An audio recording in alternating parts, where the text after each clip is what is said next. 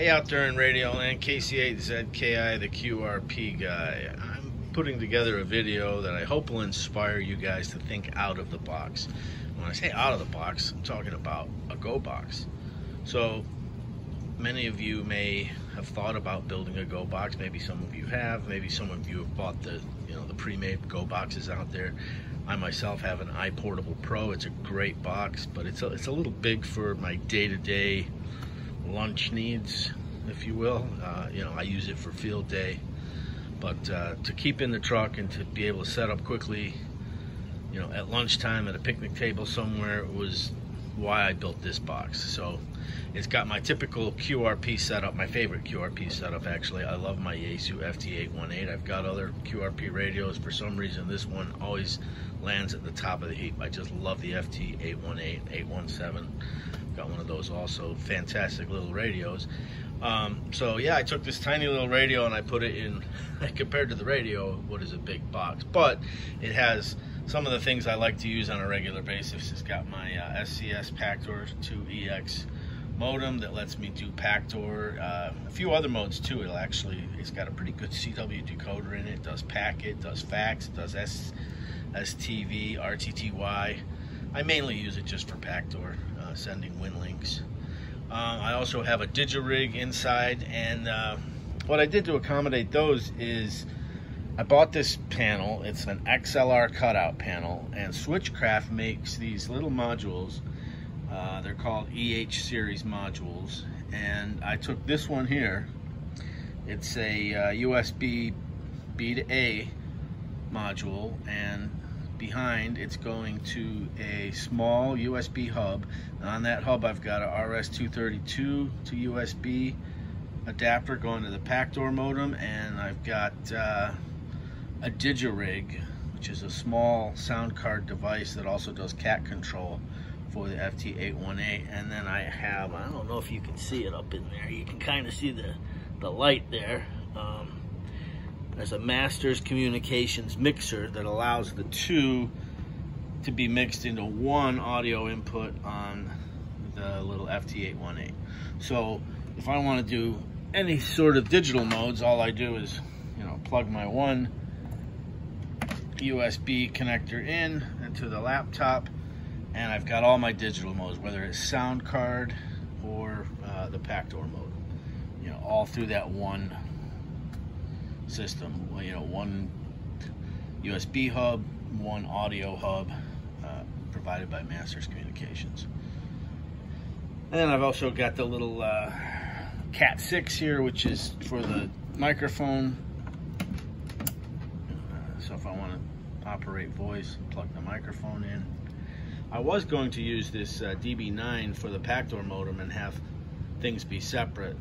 That was my initial thought, but then I came up with the idea of the hub and one cable, and not having to connect that RS-232 and having another cable.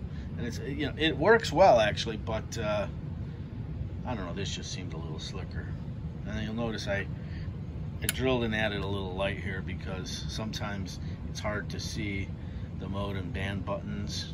And you think as long as I've been using this radio I'd have it well memorized, but I can't tell you how many times I go for band and I hit the mode buttons or whatever. It's just nice to have a light, so I added that light.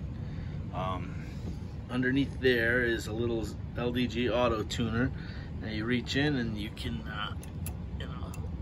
set the tuner. There's a little magnetic key.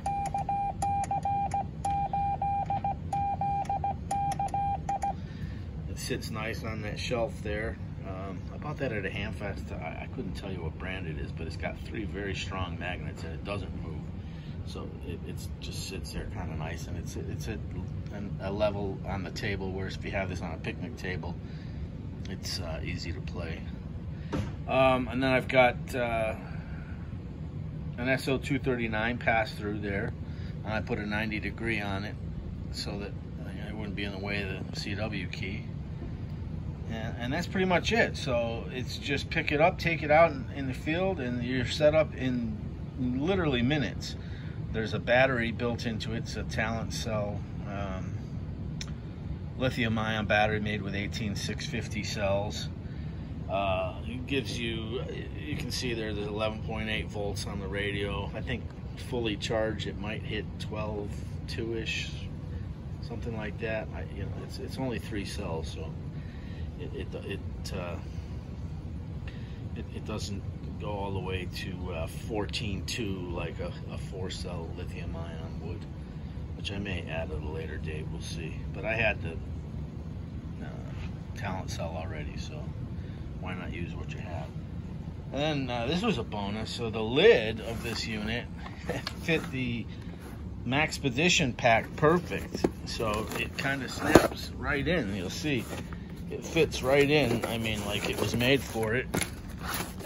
Just snaps in there, and then that cover goes over, you know, and so I can keep little extra bits and pieces in here. You know, you can see behind it here, actually, that slide spot's perfect for the 2-meter antenna for the FT.